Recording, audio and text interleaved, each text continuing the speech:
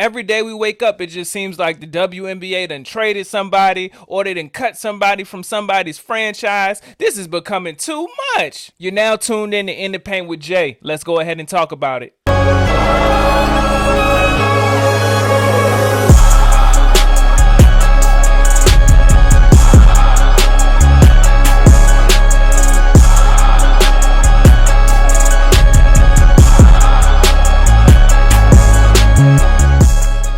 What's up, y'all? Thank y'all for tuning in to another episode of In the Paint with Jay.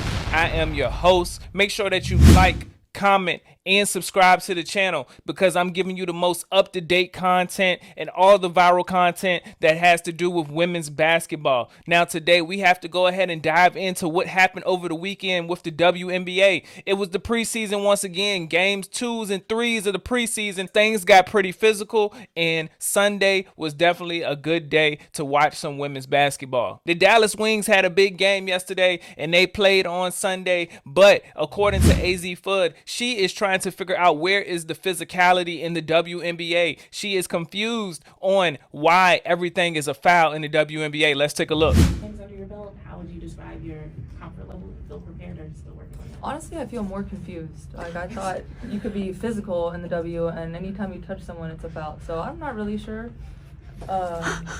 whether to be physical, whether to, I don't know. So I'm still figuring that out. Yeah, you're still figuring this out.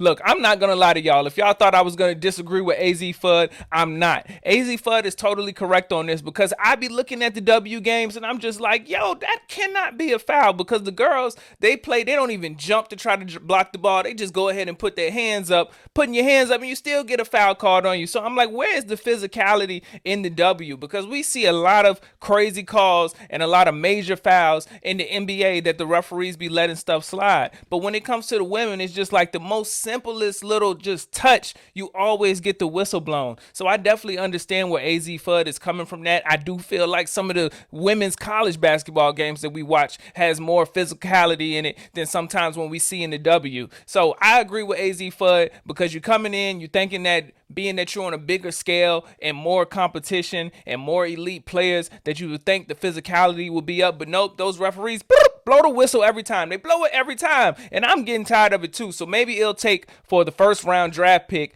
Azzi Fudd, to go ahead and set the record straight. And maybe the referees will really start letting these women play how we want to see them get down. But when it comes to my next topic and when it comes to physicality, you know it's one person that is never going to disappoint. And that is Angel Reese. She is always going to bring the physicality in the game. Doesn't matter if she gets fouled out. She's always going to bring you the effort that you're looking for and bring that toughness. And that's why we love watching Angel Reese play. But one thing y'all did not tell me about this battle between Angel Reese and Kiki Area Finn. Shout out to Kiki Area Finn. She played for USC with Juju Watkins that year that Juju Watkins tore her ACL and Kiki had to go ahead and try to take over for USC. But I was not aware that her and Angel be battling in the paint going against each other. Angel Reese got some of hers. Kiki Area Finn got some of hers. I know it was one big viral moment where Kiki Area Finn had a block on Angel, but Angel was not worried about none of that. And you know she's going to bring it to you every time. And Angel loves competition. And that game, I can definitely say, was intense. Definitely between Kiki Area Finn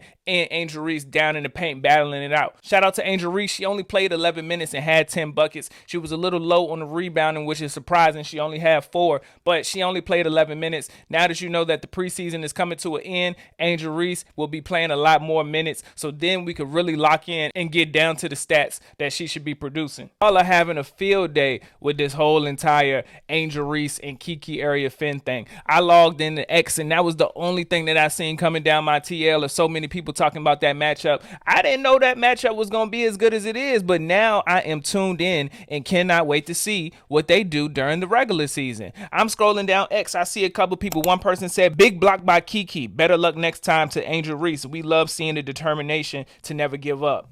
Angel Reese bullying Kiki. Strong as an ox. You better bring 2. I agree with that as well. Kiki Area Finn guarding Angel like it's the playoffs. I notice she guards her like this every time. Where was I?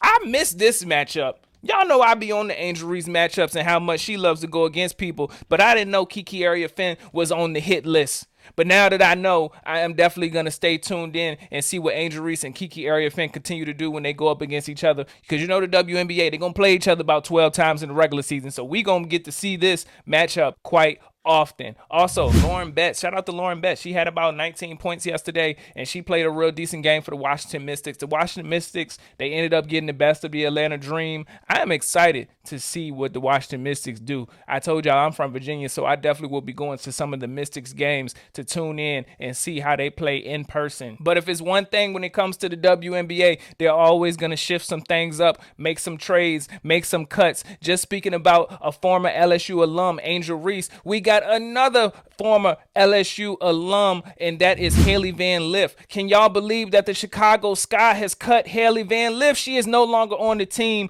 for the Chicago Sky. And one thing I will say is I am not surprised. Apparently, people are in an uproar after they just announced it. They went ahead and announced it today. The Chicago Sky, they made the post saying thank you to Hailey Van Lith and everything that she contributed to the Chicago Sky. And I looked down at the comments and everybody was really upset. She dropped 20 in a preseason game. I did watch that first game. She definitely dropped 20 points. We didn't need her. It's literally that simple. She doesn't fit the tough identity the Sky is trying to build. Good player just isn't the best fit for the new team. Wish her the best though. Looks like I'm finding a new team to root for. I hate this franchise. Why are y'all getting rid of all our best players? Damn, I really thought Hailey Van Lith was developing well. How we go from player of the game to this?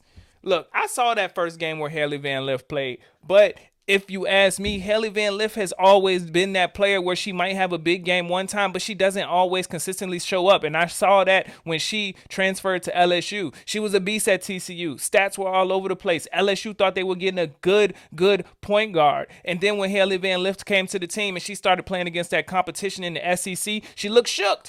She looked shook. I was like, where's the girl that played for TCU and she balling on everybody, but she got to the SEC and she got shook. I saw that multiple times, and y'all will not forget how when she went against Caitlin Clark when LSU played Iowa, Caitlin Clark was cooking Hailey Van Lith. I mean, I know it's Caitlin Clark and she cooks everybody, but Hailey Van Lith was having a rough day with Caitlin Clark. So when it comes to seeing Hailey Van Lith, I watched her during the preseason. She had a big game one time and she dropped 20 points, but then she turns around again and there's a lot of mistakes. It was a lot of mistakes with Hailey Van Lith. I really like Hailey Van Lith as a player, but I do think she still has a little bit more developing to do. I thought that she could probably stay on the team with Chicago Sky for one more year. I did see her ended up getting cut, but I thought it was going to be possibly next year. So I'm not sure. Do y'all think that Hailey Van Lith might be able to get picked up by another squad, or do you think that Hailey Van Lith, this might be for the end of her in the WNBA? I don't think it's the end for her because she definitely plays good quality basketball. It's just sometimes I don't know if it's the confidence level, but sometimes she just does not bring the heat